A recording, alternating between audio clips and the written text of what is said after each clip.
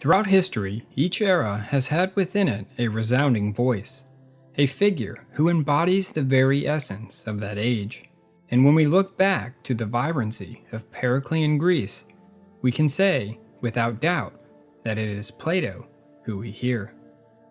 It was his work that brought philosophy out of the dark corner of academia, where the common man, if he so chose, could laze in its light. Even now, roughly 2,000 years after his death, there are still countless students enveloped in the radiance of his thought. So let us step into the light and discover Plato.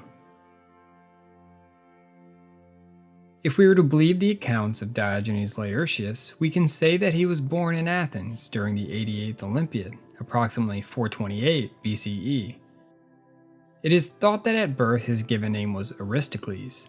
The moniker Plato would only come later on as a result of his unusually wide chest and shoulders, or forehead depending on who you receive your information from.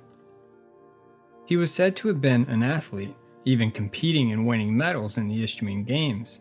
The game of dialectics would only come to him after meeting Socrates, and through the careful tutelage of the old gadfly, Plato would develop a passionate love for wisdom, which would continue until his death in 348. Upon the death of Socrates, he would come under suspicion from the Athenian authorities for his part in plotting his escape. Because of this, his friends thought it best that he set off to see the world.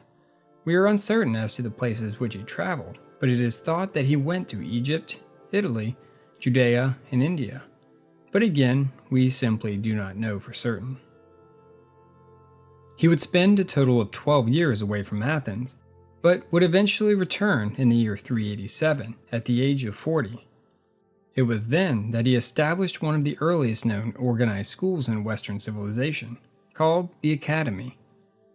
From this tiny school on the outskirts of Athens, he would write the famous dialogues which would carry his name through the ages. Seeing his master put to death instilled in him two things: a passionate contempt for democracy, and the desire to find a method wherein the wisest and the best might be discovered, persuaded, and then enabled to rule. In short, he wished to create the ideal state. And so he did, in what is perhaps his greatest work, the Republic. He began by asking himself why such a state has never come into existence. Why, with all our ideas, has this dream never been realized? His answer? Simply human nature. Our excess greed and ambition too soon cause states to war over territory and resources. Additionally, if external wars are able to be avoided, then class and cultural division will eventually bring internal strife. Wherever in the roundabout of governmental systems we begin, the fate of each remains the same. See aristocracy, limiting too narrowly the circle within which power is confined, give way to oligarchy, which then fails when the incautious scramble for immediate wealth causes currency to accumulate in the hands of a few, creating anger and dissent in the hearts of many. Once this takes place, there can only be one end, that being revolution. Then democracy comes. The poor overcome their opponents, slaughtering some and banishing the rest, and give to the people an equal share of freedom and power. But even democracy is not immune to the old ball and chain, the failure of the state to adequately educate its people, causing demagogues to be elected.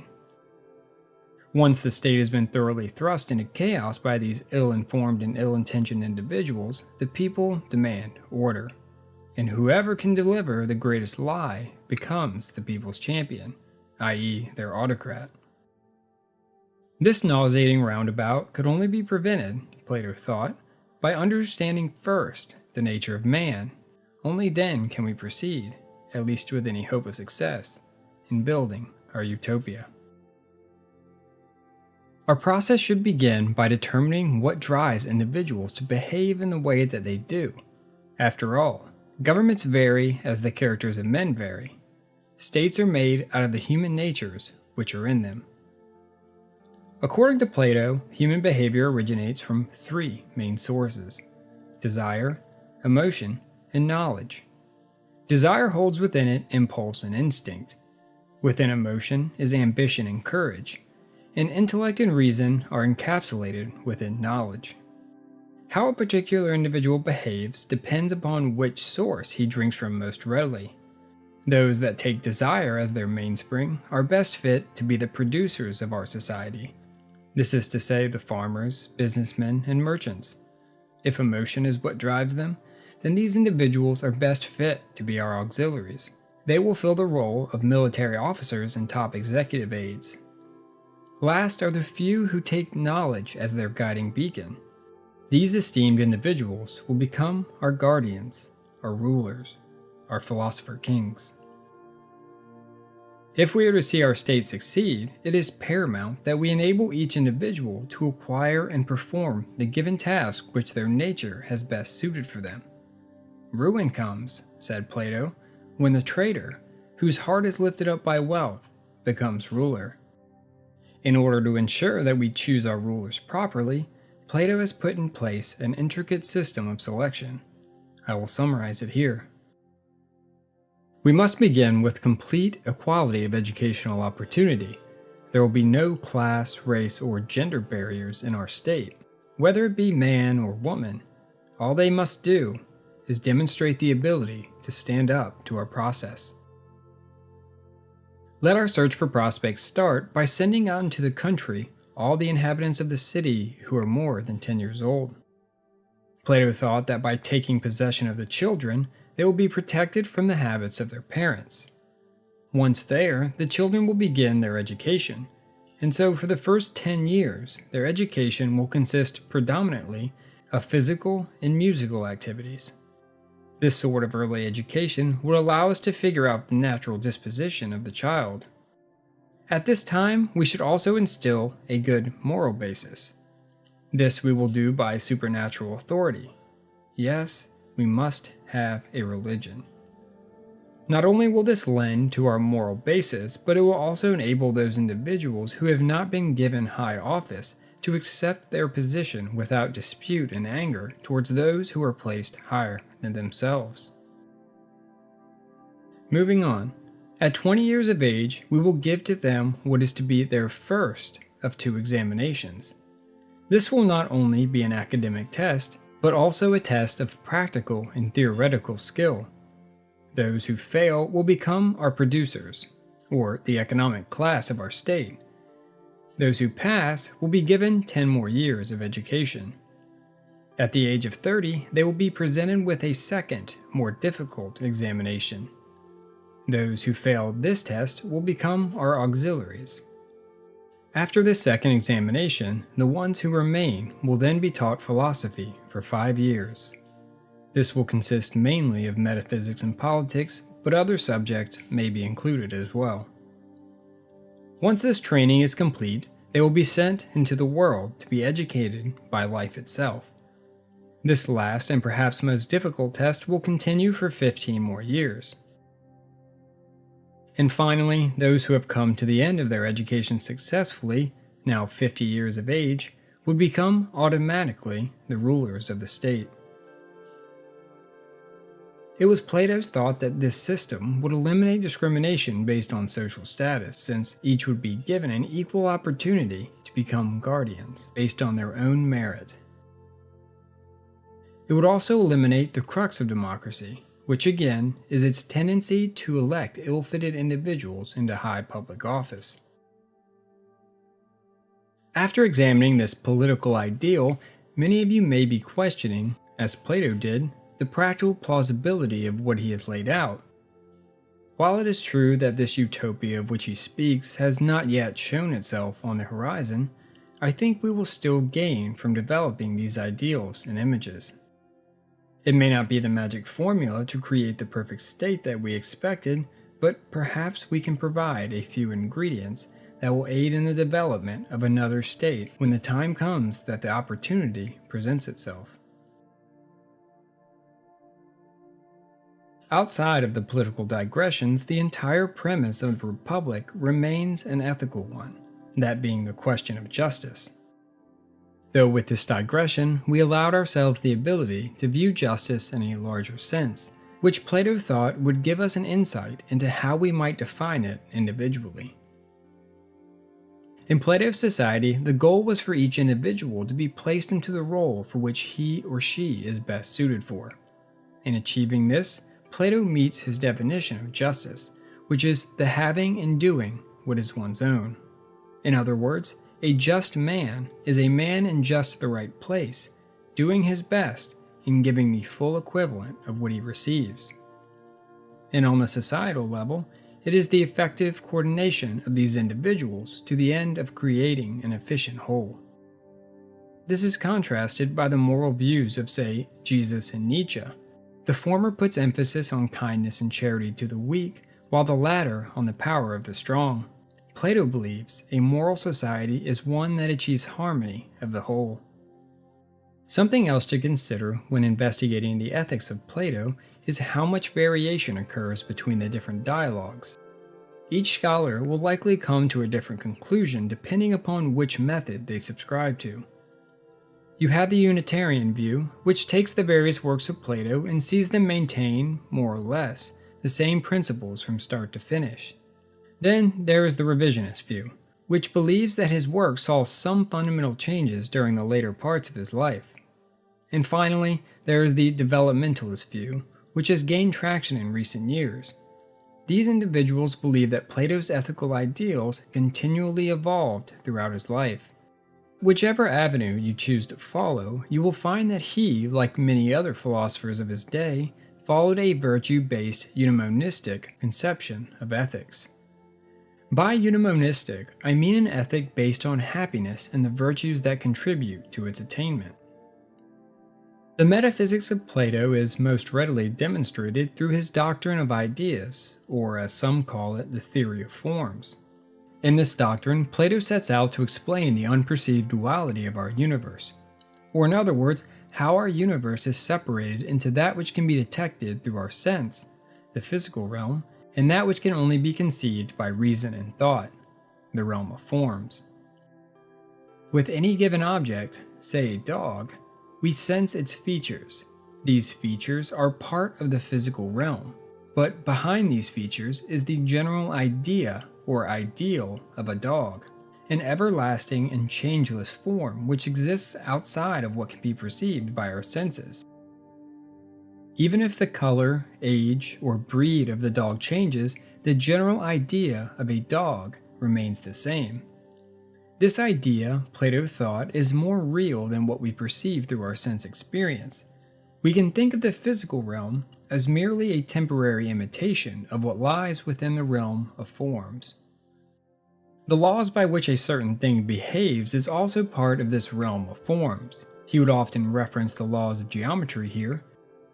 It was not without reason that above the door of the academy he had placed a sign that read, "Let no man ignorant of geometry enter here." Without this eternal realm, life would seem to us meaningless, only a bundle of sensations, such as the newborn infant experiences. In the Republic, Plato uses the allegory of the cave to illustrate the philosopher seeking to look past his subjective reality in pursuit of the objective truth. In the Republic, this was portrayed as a discussion between Plato's brother Glaucon and Socrates. In this dialogue, Plato sets out to explain how humankind can function without any awareness of his realm of forms. I think we should start by explaining this theory put forward by Plato. In the theory of forms, Plato argues that the physical world around us is in fact not what it seems to be. It is imperfect and ever-changing. He proposed that true knowledge could only be obtained by looking beyond the physical, which he deemed to be only imitation, and into the realm of forms. I think the difference between the physical realm and the intelligible realm of forms can better be understood through an example. Take a strong man, for instance. We recognize this man as strong seemingly because of his attributes. But beyond these physical attributes, it is also because of the perception of strength we hold in our minds. While over time this man may lose his strength, leading us to then see him as a weak man, the form of strength in our mind remains constant and unchanged. When the next person comes along with similar attributes, they will also be recognized as strong, since the concept or form of strength exists in our mind outside of the physical world. Plato believed that the only way to reveal this realm of forms was through an extensive education. the Allegory of the Cave. In this cave exist prisoners who have been there since birth. These prisoners are bound to the point of not even being able to turn their heads. They can only see what is in front of them, and the only thing in front of them is a stone wall. Behind them is a fire with a walkway between the wall and the fire where people walk carrying objects over their heads. Shadows are cast onto the wall and echoes can be heard, but since these prisoners have never seen the objects being carried and only the shadows of them, they mistake these shadows as reality. They also attribute the echoes in the cave to the shadows themselves. For example, when they see the shadow of a pot, they do not characterize it as a shadow since they have no knowledge of anything but what they have seen in front of them. Eventually, one of the prisoners is able to understand the nature of the world around him and could predict what shadow would come next on the wall. And because he could do this, he would then receive praise from the others. Now, if one of the prisoners were to be set free and shown an actual pot, they would not recognize this as a pot since a pot to them is the shadow that was cast on the wall. In this case, the illusion seems more real than the pot itself, and the prisoner would likely turn back to the wall since the shadows to him are closer to his perception of reality. What if the prisoner was forced out of the cave into the blinding light of the sun? Well, of course the prisoner would be angry and rather distressed not accepting the new reality. Think of the Matrix in this scenario. If exposed long enough, he would begin to understand that what he thought to be reality was in fact incorrect, and that the blinding light that he had so long turned away from was the truth. After accepting this new reality, the freed prisoner sets out for the cave from which he came in order to free his fellow prisoners and show them the truth. After entering back into the cave, the prisoner finds it difficult to adjust to the darkness. The other prisoners pick up on this odd behavior and find it suspicious since the darkness is still the only reality they know. So this time, instead of the praise that his knowledge had formerly gained him, it was contempt. They not only found him stupid, but also threatened to kill him if they set him free. Plato meant for the freed prisoner to represent the philosopher looking past his perceived reality in search of the truth, this regardless of any subjective restraints that may be present in his own mind. To Plato, a philosopher should seek to look past these and push forward toward objective truth through philosophic reasoning, and recognizing his theory of forms is what he believed will allow a person to achieve this. How many of us, when arguing for a certain belief or reality, consider that we may be the ones steeped in the darkness of the cave, fighting tooth and nail to hold on to what we believe to be true? Without the complete knowledge of the world around us, how can we ever be sure that it is not us who are living in ignorance of a higher level of reality? Well, the goal of a philosopher should always be to seek a better understanding of the world around them, and in this pursuit, keeping open arms for new realities that may present themselves. There is no perfect knowledge as far as we can prove with empirical evidence, so I think for the time being, the best that we can hope for is to use reason in order to progress as far as we can towards it. We should not only aim to question those who hold opposing thoughts, but also to question our own beliefs. After all, this is the only way we're able to move forward in our quest for knowledge, because those who think they know everything will learn nothing. This concept that the reality you think to be the only truth could in fact be completely false is not something most look on fondly, but it is in the continual search for truth that gives life its excitement. Imagine if you lived in a world where everything was always the same. You likely wouldn't be there long, for the monotony would kill you. If reason and evidence point toward a new reality, embrace it, but always question it.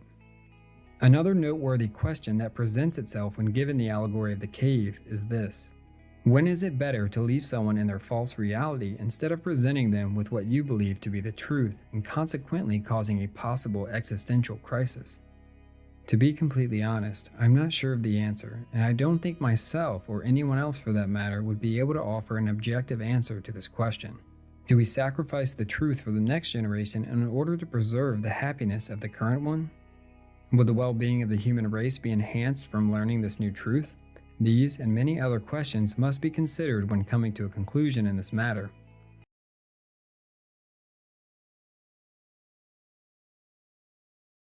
Plato's works take the form of dialogues or discussions between teacher and student. Invariably, the teacher is Socrates himself, resurrected by Plato to mouth his own theories and give them added legitimacy. Brains must use brains. In the Apology, Plato transforms transient crackpot Socrates into history's first liberal martyr. Since I do not know what comes after death, why should I fear it? His witty humanism trumps our state adherence to tradition. He's right. But because he's an affront to our power, we will have to kill him anyway. Plato's academy thrived for centuries as a center for mathematics and ethics, two subjects dependent on absolutes. But in his dialogue, The Republic, Plato himself tried using the same absolutes to propose the perfect society. Here, children would be taken from their mothers at birth and raised in state orphanages, so they would think of the government as their parents. Schooling determined a citizen's place in society. All those who flunked gym became farmers to grow food for the good of all. I hate dodgeball. If you passed gym but flunked math, you'd enter the military. There's 3,000 of them. It's 1 + 1 + 1 of us. We outnumber them. Get 'em, boys! But if you excelled at gym and math, you were one of the elite, destined to lead the Republic, and you would get to study, wait for it, philosophy. Surprised, these philosopher rulers would sleep together, work together, and share all possessions, and this would keep them free from corruption. Political corruption, that is. One of the 35 would be chosen to be the philosopher king who would rule over all. All music and literature that did not praise the state would be banned. All individualism would be utterly eradicated. Plato would have forced human society to adhere to the impossible, abstract standard of the realm of forms.